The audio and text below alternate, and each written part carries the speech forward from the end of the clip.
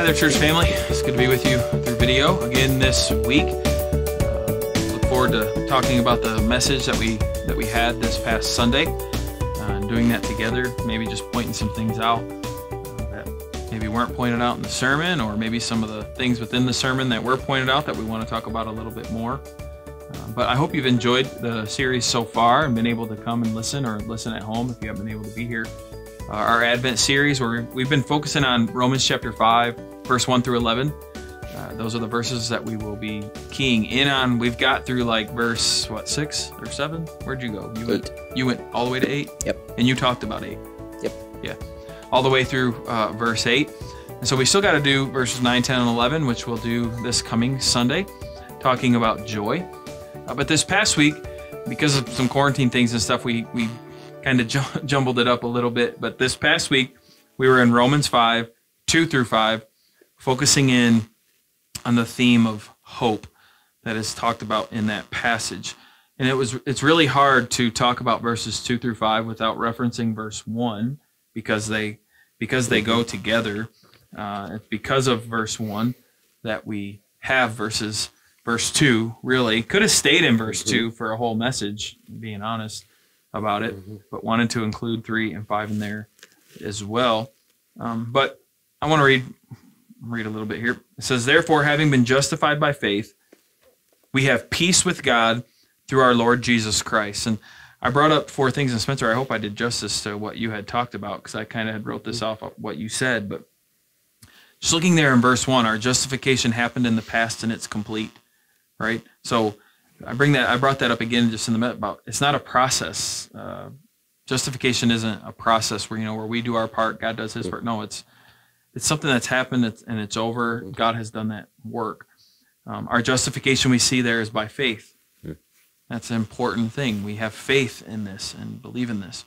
Our justification gives us peace with God, and that means relationally. You want to speak to that just real quick? Because do you remember your message at all? I know what that.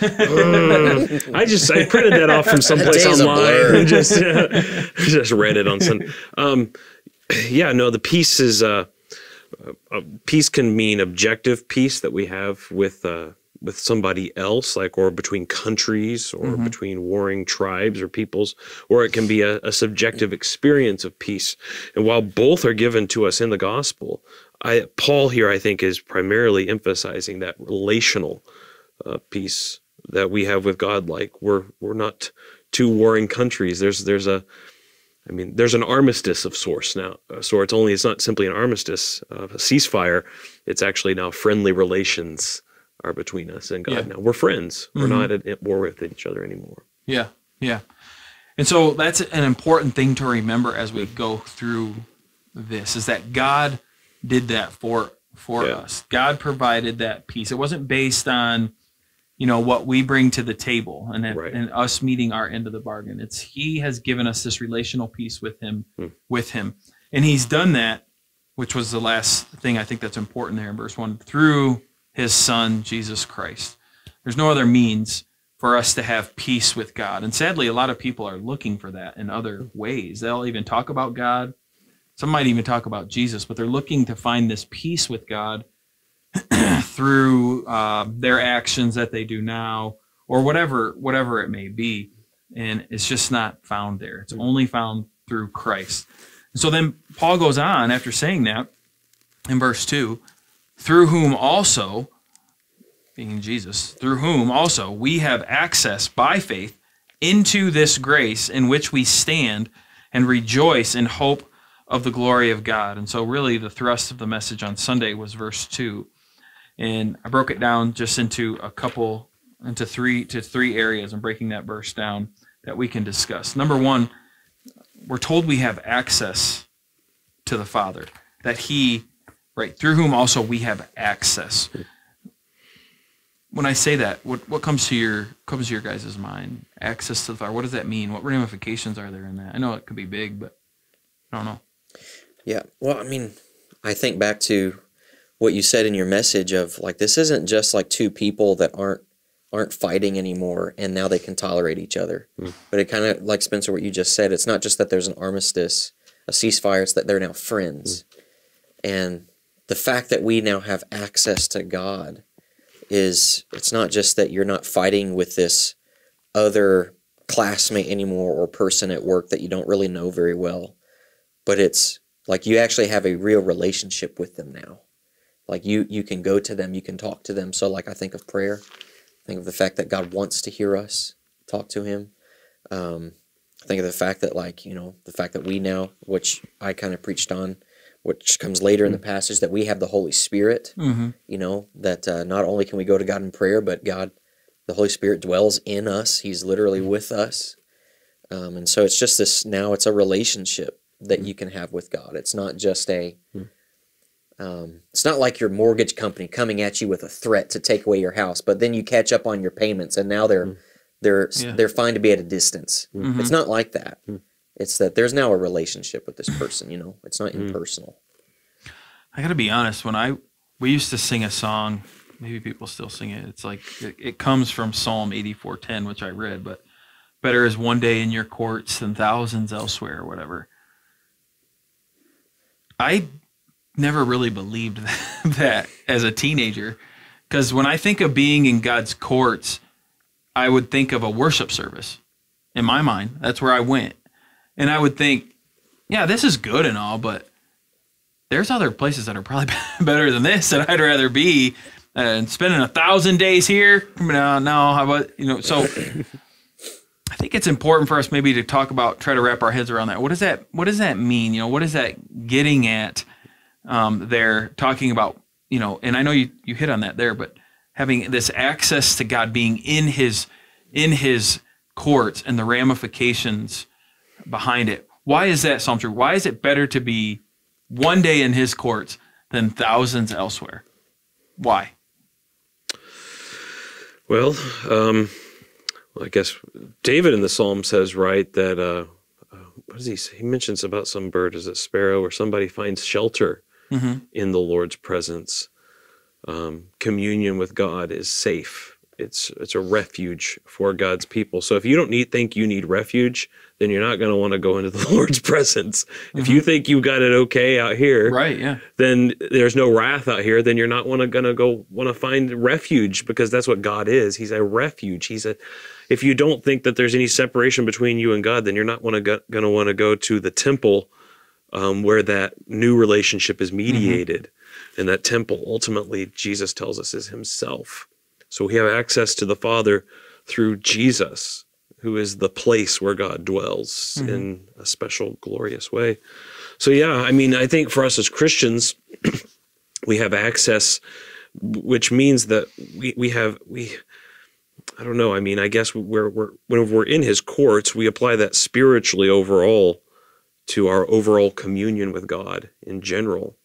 But it's only whenever we realize the brokenness of the communion that we will then want to accept the communion that's given to us in Christ, which is restored, and we can taste his love then. We can taste the love of the Father, the reconciliation that gives to us, and the peace that the Holy Spirit does bring to us, the joy.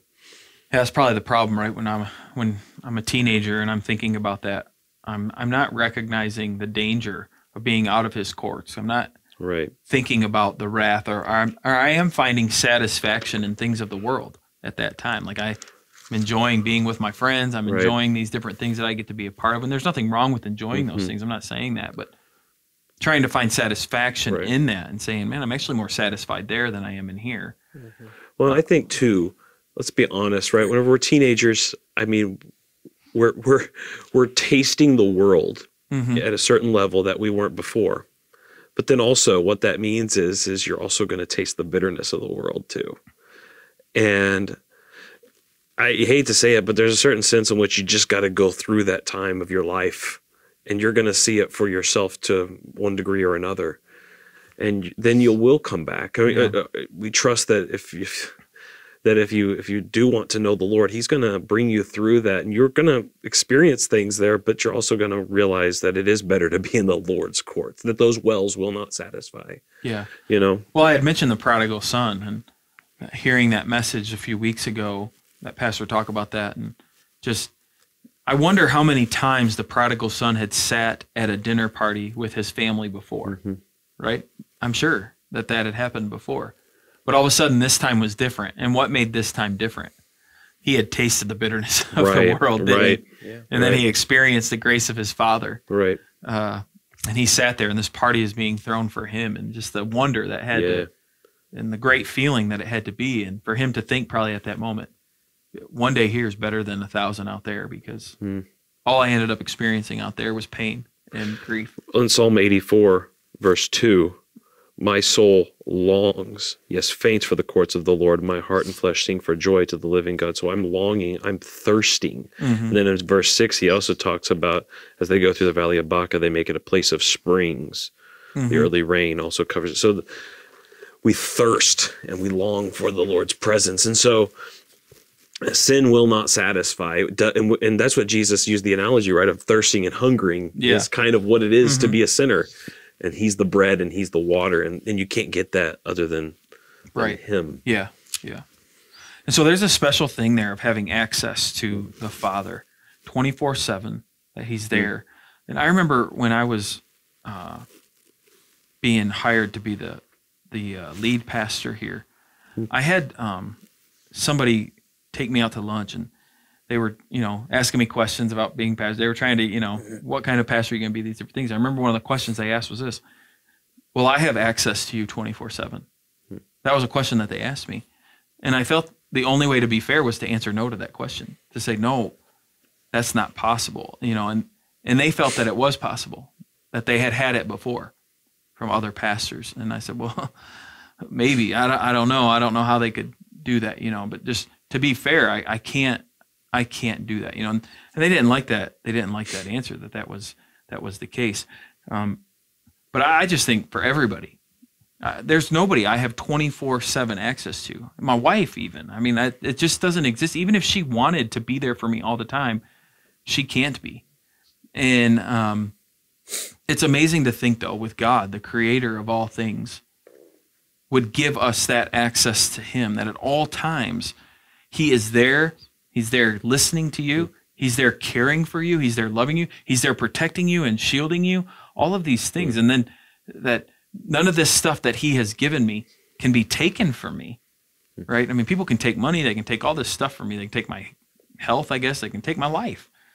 But they can't take what he has given me through Christ. And it's a very special thing, I think, that a lot of times maybe we overlook as Christians, that he's ushered us into his courts. And what it means by that is we have him.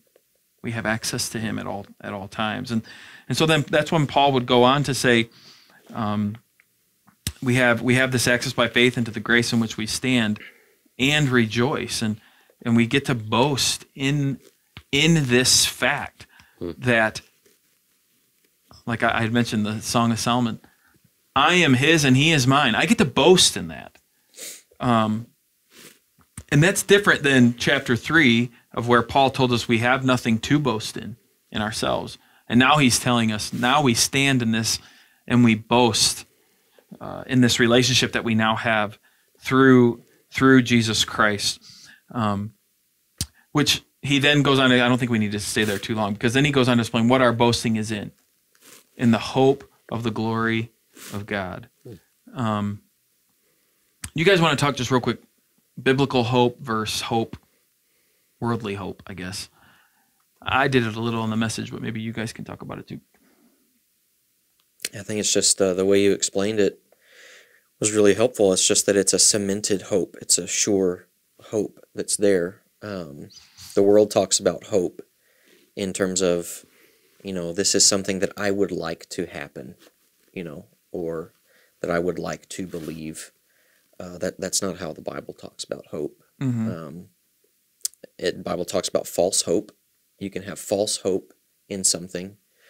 The Bible almost talks about hope as if it's what you're trusting in, as if it's what you're putting your it's what you're playing your cards towards, thinking is going to happen.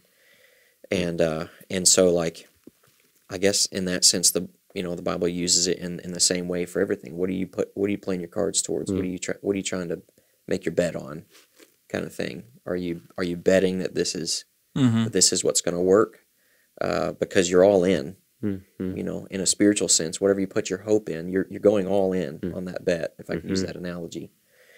And for us, I mean, the hope, we're putting our hope in the glory of God. We have a pretty firm assurance that that's a good bet, in that sense. It's not really a risk at that point for us because it's sure, and that's what he was pointing towards, is the finished work of Christ and our finished justification. It's at that point, it's not even like you're betting. It's like you're just making the right choice. I mean, in that sense. I don't know if that's helpful. Yeah. And it's sure because of what it's based on. It's based on the glory of God is what's being said here, which is unshakable, unmovable, unchanging, always present. Where, even some of the things that we might feel, this is one of the reasons why divorce is so earth-shattering for many families, is because you have this relationship that seems so sure. At some point, it seems so sure, and maybe kids then got involved, but then all of a sudden it's broken apart, and now that hope, you had this hope in this, and now the bedrock for it has broken because the marriage is broken, and now it causes all this struggle and strife within a family, and it's because that bedrock fell apart. For us, that our hope is on the glory of God. Go break that bedrock. You can't. It can't be broken, right? It cannot be shaken or moved, and that's why it's hard, because I almost feel like when I'm trying to talk about hope, which I feel like I've done numerous times during the Christmas season, it's almost like saying, I have 100% sure guess of this. That's what I feel like the word has been changed to. And it's almost like we need a new word for people to understand. But what's happened is Bible uses the word hope, and it's been hijacked to be changed in our culture now to mean a wish or a guess or something very flippant. And so I feel like it's very hard to communicate to people the difference, because I do feel like what people are hearing is, you're telling me you have a for sure guess. That don't make sense, right? You should say, I have a for sure answer. But hope is the word actually that needs to be used there. The culture is actually using it wrong. And so I just find it hard sometimes to try to get that across, I feel, to people well.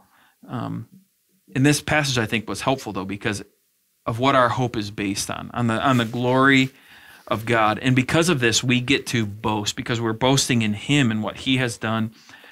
We stand in his courts because of him. We get to be a part of his glory because of him, not because of me or anything. And then that led, though, to me talking some about us being glorified and the promise of that, and how Paul a few times goes from justification to glorification. And for theology nerds out there, they have a problem, myself included, I would say, in that, where you forget in sanctification, which should be shoved in the middle of that, right? Those justification and glorification should sandwich the sanctification. But Paul, you're not talking about that. Why are you not talking about that? Why? Why isn't he talking about that, Spencer? I mean, why isn't it brought up here? Why does he go straight from justification to glorification without really talking about that whole in-between part? It would be a great question to ask Paul later on, but I had never made that connection, which you did before, but it's true. He doesn't. Now, Paul will eventually talk about sanctification. Yeah.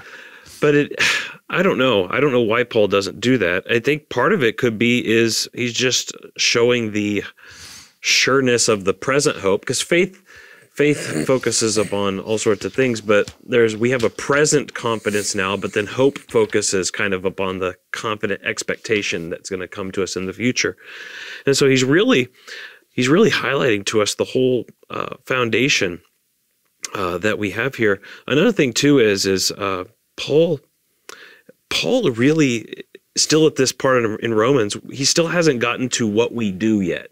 That's going to come in chapters 12 through 16. He's going to highlight the implications for the Christian life. But right now, it's still all about what God's done for us in Christ. This is still about what God, you're still not really, you're just the recipient here. You're still the recipient. Now, this is about what Jesus has done for us in our place. And there are implications for us, as Paul's going to give us clear and helpful instructions. And I think that's the answer. Sanctification isn't guaranteed. Because, and what I mean by that is, I don't know how long I'm going to live. Right. I don't know if I'm going to breathe another breath. And so while the Bible tells me that God is molding me and making me into the image of his son, and I believe that, and I believe that sanctification, that's what's being talked about there. The fact is, your sanctification might go a lot farther in the process than mine ever will. And so it's not necessarily guaranteed, or like I said in the message, the guy on the cross next to Jesus didn't have a lot of time to be sanctified. Right. But what was absolutely promised to him, like you just said, was given to him, was justification. You're going to be with me in paradise. And you will be glorified. Yeah. Absolutely. Yeah. You know, and it'd be foolish then for the thief to look at him and say, yeah, but could you take me off the cross so I could be molded and made into your image more and more and more? Right. That's not needed. That's kind of what it's like. It's what it seems like. Again, not that it's not important. I don't want, that's not the thing. But like you said, this is what we're receiving. Right. And even sanctification, there's kind of a twofold sanctification, right? Because there is a sense in which we are definitively sanctified the minute we believe. Paul says you were washed, you were sanctified. Yeah, the new man. I mean, right. So you are set apart as holy already. Now you should live that way. And then there's the subjective sanctification where I am daily, hourly supposed to put to death the deeds of the body and put on the things that mark Christ. What's interesting in this passage is, I mean, you're right. He goes directly from our justification to our glorification. But I don't know how much he actually ignores the idea of sanctification, because in verse 3, like the way we were just talking about sanctification is like you're actively pursuing to put sin to death.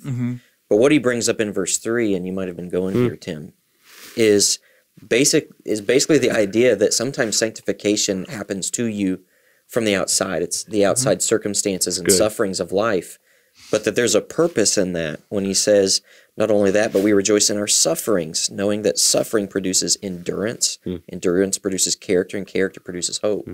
Well, endurance and character, that sounds a lot like sanctification to me, happening in that person's life. Right, and so I think what the thrust is of Paul is saying, there is no sanctification without the understanding of what God the Father has already given you in Christ Jesus that is cemented, which is justification and glorification. Right? That it can't happen because he does it again in Romans chapter 8, which I had read in 29 and 30, where he says, those he foreknew, he predestined to be conformed to the image of his son, in order that he might be the firstborn among many brothers. And those whom he predestined, he called. Those whom he called, he justified. And those whom he justified, he glorified. So he does it again there. But then he goes on in verses 31 and forward to say, therefore, who can separate you from the love of Christ? Can trials, can all these things? No, nothing's going to touch you. Why? Because you know this already. This is who you are. I think that's why he says, I think that's why he says here, we rejoice. Or like your version might say, we glory in it, or we boast in it. We can rejoice in that because the process of sanctification he's talking about here is not one that's fun. No. But we can still rejoice in that because we know what the end result's going to be. That's really good, Scott. Yeah, and also, because later on in Romans 8, won't he say, unless you've suffered with Christ, or is it somewhere else? You're going to be conformed to his death, and you will be conformed to his resurrection.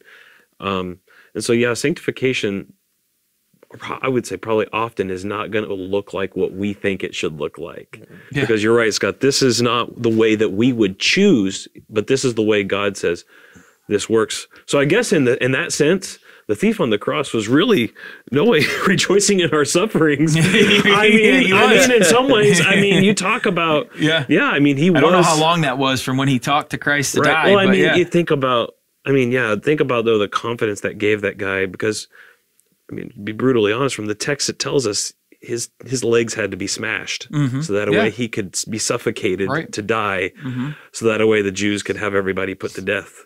The Romans could have everybody put to death so the Jews wouldn't be offended by the dead people hanging on the cross. So, but he got the gift. You're going to be with me today in paradise. It's almost like, though, we look at sanctification as this grinding, hard, is it worth it type of thing at times. I remember as God, molded me and has made me, and I've grown in knowledge and stuff of Scripture. I remember getting to a point, I think it was like teenage years or early 20s, we're like, man, we as Christians, it seems, have it harder than everybody else because I know I'm sinning. I'm feeling guilty again and again and again. And it's like, this is rough. Those people out there don't even care. Right. And they have all this joy or whatever because they don't have to experience this. And Right. that sanctification process just seemed really difficult and hard. And there is this question, like, is it worth it? But when we look at the truth of the perseverance of the saints, the reason the saints persevere is because they know what is already cemented for them. Again, their salvation is cemented and their glorification is cemented. They are going to be with God in all of his glory forever. Therefore, what I'm facing here now, I do consider it a joy, and it is producing character in me because I know there is a point and an end to all of this. Yeah. Where if I were to look into the philosophies of this world, all the isms that people follow, there's not really any new ones that seem to be jumping up. They're all these old ones. But in the end, when you start to separate them and you start to look, in the end, there's nothing in the end. There's no point then to morality. There's no point to continuing on. Like, what is all of this apart from God? It's nothing. No one's been able to come up with a good reason of then why do this? Yeah. Why live this way? Why pay taxes? Yeah. Why be a good neighbor? Yeah. I think some of this too goes back to the beginning of our conversation when we were talking about better is one day in your courts than 1,000 elsewhere. If we know that we are going to be in God's courts when we are with him in glory, why would you wait to pursue that until you are dead? And I think, the idea of someone, because what I've thought the same thing, like non-Christians seem to have life easier because they're not fighting against their sin. I think that's a lie. Yeah. That we are tempted to believe. It's a lie to think that your life will actually be better if you give in to this lifestyle of sin, no matter what that lifestyle is, because it's not. The truth is that those people are actually probably miserable, and they're going from one thing to another to try to find the satisfaction that we were talking about that can only be found in Christ. And I guarantee you take two people, one of them lives a lifestyle for their whole life running after sin, another one grinds hard at the work of sanctification, whether that's the sufferings that come at them or their just own personal desire to live a more holy life, and come to the end of their life and ask them and try to see, just looking at outside objective behaviors, attitudes, whatever, which one of them is a more satisfied, happy person. I think you're going to find that the person who was willing to go through the grind of the sanctification, I guarantee you they're going to be more of a joyful, satisfied person. And that's because they're looking for that satisfaction in being like their God. I just think that's what you're going to find. It's a lie to think. I mean, so I've asked the same question. It's like, it seems like it'd be easier to just let it go and I would be happier to not worry about this. That's a lie from Satan. Yeah. I think it is. Yeah, I mean, the big phrase now, is live, love, be happy, be happy, all these different things, right? This seems to be this philosophy within this world, which just crumbles on itself because the thing that makes me happy might make you miserable, right? And when we're all doing this thing, again, it's just so chaotic. There's no point to it. There's no point to it in the end. If you think of it, even if the goal of my life is just to be happy, what's the point of that? I don't know what the point of that is then in the end. And the only people who have an answer for that are Christians. We're the only people who have the answer. Nobody else has that answer. And that's good news that we have that answer. It opens our eyes to some realities of the world that make it difficult, like we talked about, that cause us to ask these types of questions, like what's going on out there? They seem to have all this, but that's a good thing because we're doing what we need to do. We're asking hard questions, but we have answers to those questions by God through Christ, which then hopefully brings within us these words that we're talking about in Advent of joy, of hope, of peace, of love, because we understand what those really mean and why they were created and why they've come about. And so it's important, I think, for us to be able to grasp them and to understand them.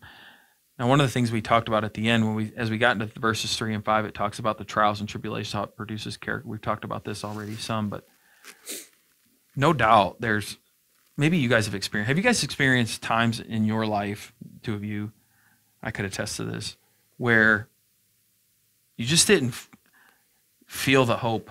You didn't feel the joy. You just didn't feel the love. What did you find maybe to be the common denominator of those times? Or, I mean, I'm not telling you to be candid to everybody, like what was going on in your life at that point, but have you found like maybe a common denominator or what that was and why you were experiencing that? I mean, I think part of that, depending on the person, is going to be temperament. Yeah. Some people are more melancholy. There's glass half full, glass half empty people. And also, so some people are going to be more prone to that. Mm-hmm. And I think if you're a person that's prone to that, you just need to be honest about that and just sometimes just laugh at yourself, because some of us are just going to be prone to live that way. And so we got to fight that. We've also just got to acknowledge that that's part of our, it's just part of our fallen being here in this world, and just realize that call it for what it is. And part of it may be sin. Part of it may be just your temperament. And so don't let that drive you to despair, ultimately. Right. Mm-hmm. Another thing too, I think often these things will come right whenever we are, if we're not,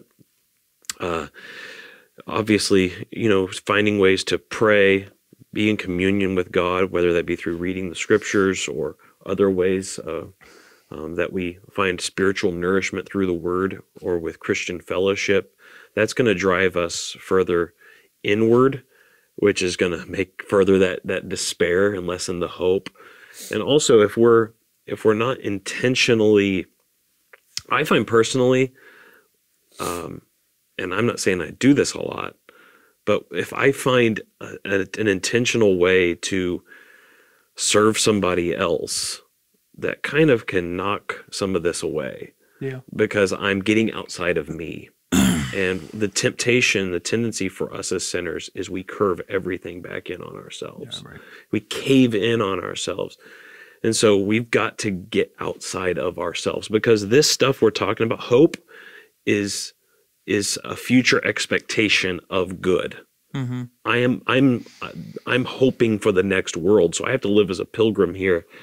But if I become obsessed with me and my little world here and now, of course my hope's going to get destroyed, because I've taken my eyes off the future.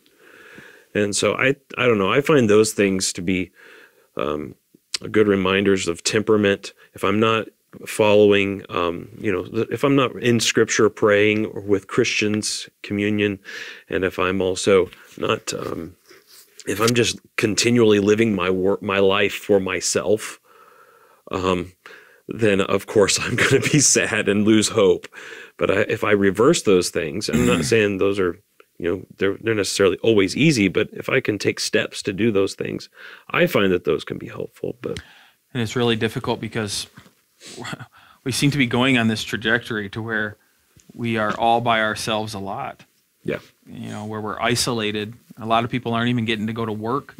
They're working from home, or we're just with our families all the time, and the only voices we hear is the TV or our phones or whatever it is. And we start to become very outward focused in terms of the world, and we put it all on our shoulders in our house, and we forget about our neighbors. We forget, we don't talk to real people instead. And yeah, you're right. It can really lead to this depressed state that we allow that to be the voices. And I would say now it's more important than any time in my life to make sure we're doing our best at home and on our own to be in God's Word, to be maybe listening to good preachers' online sermons, to be able to let them saturate into our hearts. If we're not able to get out for whatever reason, then we have to really be focused on that, because I know for me it's that way. I mean, I can, like you said, I can just get lost into these things of where the weight of the world seems to start falling on my shoulders, even though I really can't do much about it. And I can be drawn to despair, and I think, God, I don't feel your presence. I don't feel your love. I don't feel your care. All I feel is weight, and all I feel is burden. And I tend to start to think that this whole thing is about me.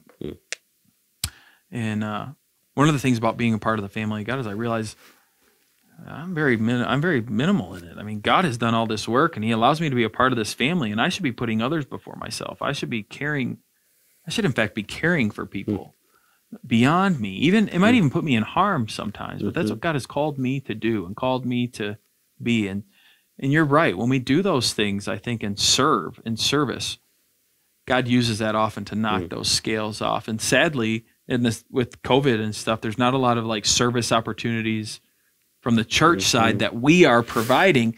And now it's time where Christians have to be Christians on their own, doing these things and looking for those opportunities themselves to do this service. And another thing too, I think, is that we want to, the gospel, it's so different from whenever sometimes, I mean, I'm just going to sound bad, but I mean, I like reading my Bible, but sometimes I don't really get encouraged as much from it. I need somebody else to tell me the gospel. Because for some reason, God has just established this, the gospel message comes to me. That's why we go to hear preaching, because it comes from your lips to all of our ears, or whoever is speaking.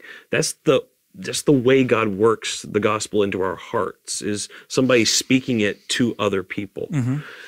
And I think as individuals, we need to know the basic gospel message, because probably a lot of people around us, if they are broken by their sin, or they're discouraged, especially if they're fellow Christians, sometimes we don't need to simply tell them, I know I'm going through the same thing. We need to remind them it's okay, because Christ did die and rose again for our justification.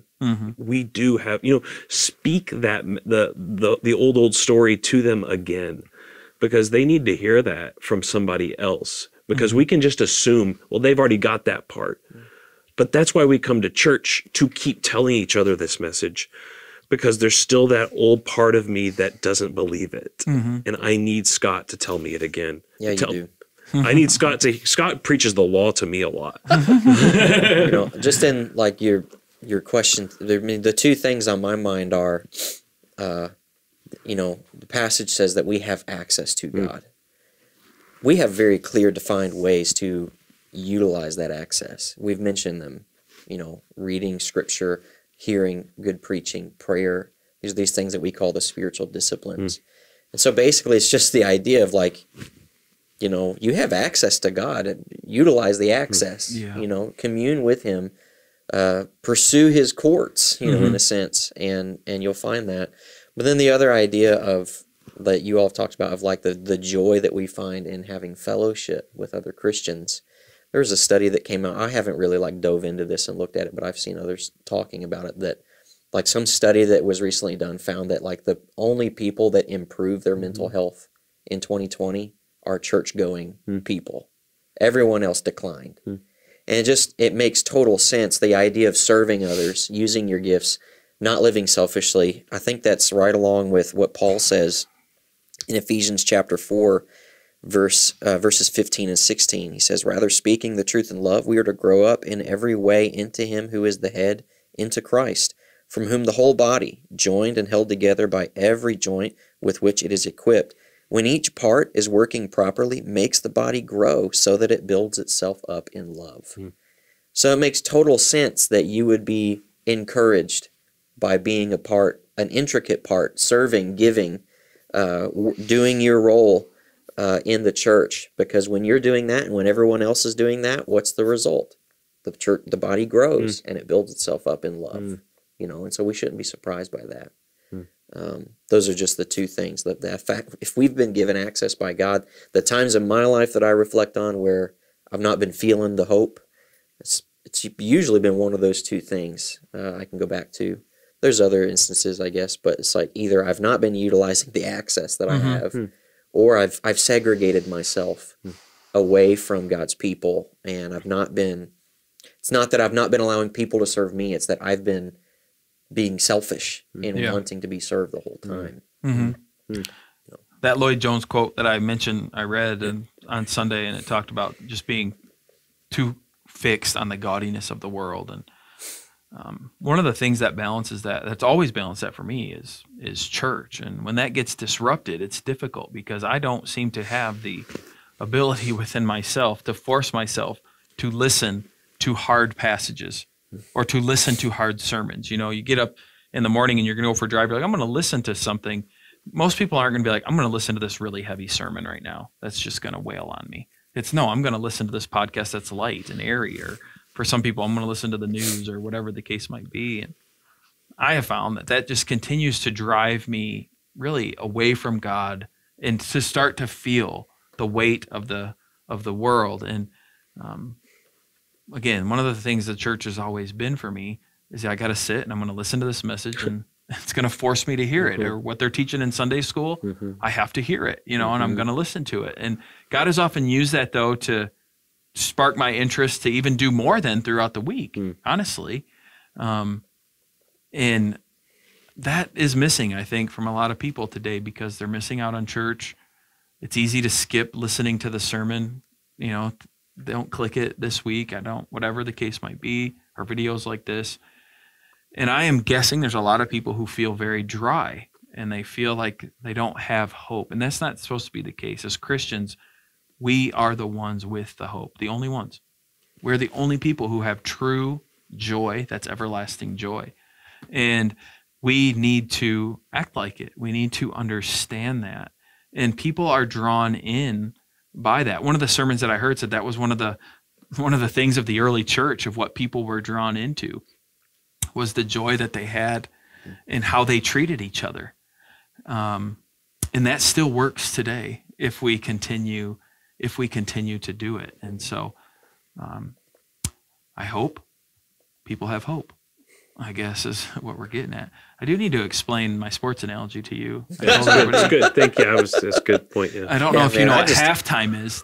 I explained how I didn't know if in the middle of the it's game where they take a break. Need to take a break. Yeah, they take a little break. And actually, funny thing is, snack time. Nap time.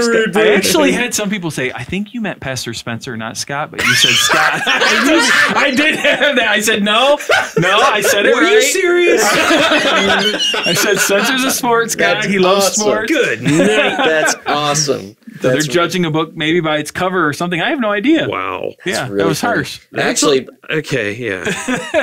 he can get you in a game of knockout. Yeah, he can throw a football. I've seen him throw a football. He likes sports. He can talk sports. He's fun to talk sports with. Yeah. Anyways. Yeah. As opposed to me. Don't try. Don't try with me. All right. Well, this coming Sunday is the Sunday before Christmas. Love to see you guys at church. Hope to see you there. If not, I hope you're keeping up with the videos. And also, we do have Christmas Eve service coming up on Christmas Eve at 5 o'clock. And that service will be an hour or less. And so hope to see you there too, just to keep our focus on why we celebrate Christmas and do what we do. So look forward to seeing you soon, I hope.